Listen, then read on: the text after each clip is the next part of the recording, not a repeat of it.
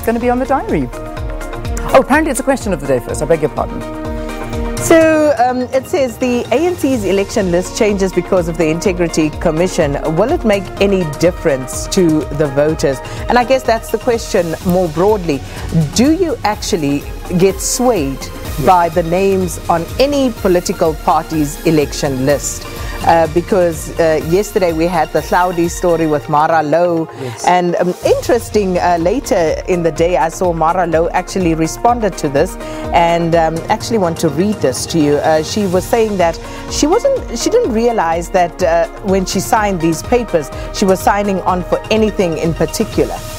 So maybe she wasn't thinking clearly at the time. She was standing as like an individual or something, as something, not part of a party. Is that, I mean, I was reading it. Yeah. So this is what Mara Low was saying. So interesting times. But do you actually care? Do you actually take the time to go and look at each party's list of candidates that they will send to Parliament or to the provincial legislature? Does that actually influence how you vote? Be interesting to know. It really would be. And I'll tell you with it, I will answer this question as well at the end. Okay, good. We'll wait for that one. So remember, Solima Paila is going to be our guest this hour as well. So try and get your answers in quickly, and we can also pose it to him. He's going to be talking about the ANC list that's, of course, caused a lot of controversy. So now, the stories of the day. Let's take a look at what will be dominating the news diary. First up, Johannesburg Mayor Herman Mashaba to brief the media, where he's expected to provide detailed information on how law enforcement agencies, spheres of government and Chapter 9 institutions are being used to wage a political war against the city of Johannesburg and its multi-party government. And then SABC will look at the financial struggles for many South Africans who cannot afford quality medication for cancer. And we speak to one patient who relies on public hospitals for treatment and another who uses private hospitals but also is feeling the financial burden. The bail application of the other accused in the Magaka murder case is expected to resume at the Umzimkhulu Magistrates Court. Right, that brings us to our trending topics, hashtag Babes Wodumo.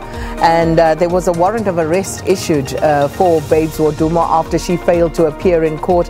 I think I saw something where she was saying that there was car problems or something, some reason why she couldn't get to court.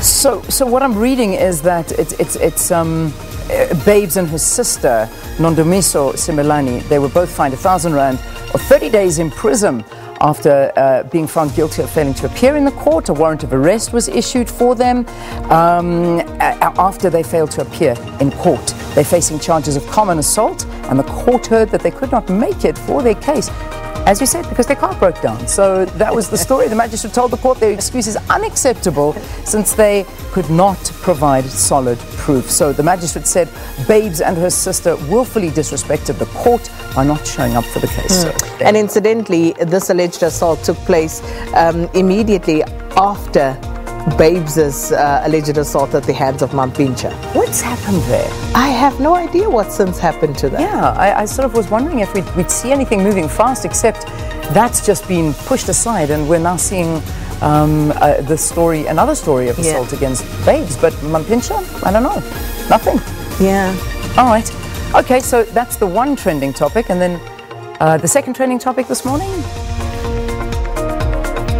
I think it was hashtag Alex shutdown, and that of course happening yesterday, the day before, and it was in the news as well, and in our news diary, the issues there in Alex, and of course the residents marching there to Region E in Sandton yesterday to hand over a memorandum.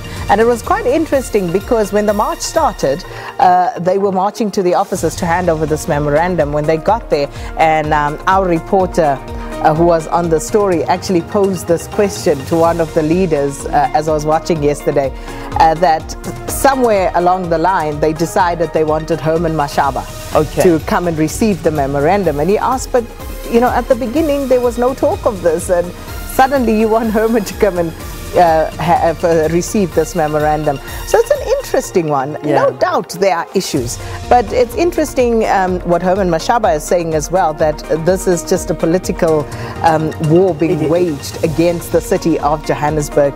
But of course, he who alleges has to prove. Well, I mean, you can see the politics playing very viciously here. You've got the Gauteng Premier who's going to be visiting there today, David Makura, and then later on this week, the President himself is going to be going, and the Mayor's still not. I think he said that he would make time to go next week, Monday.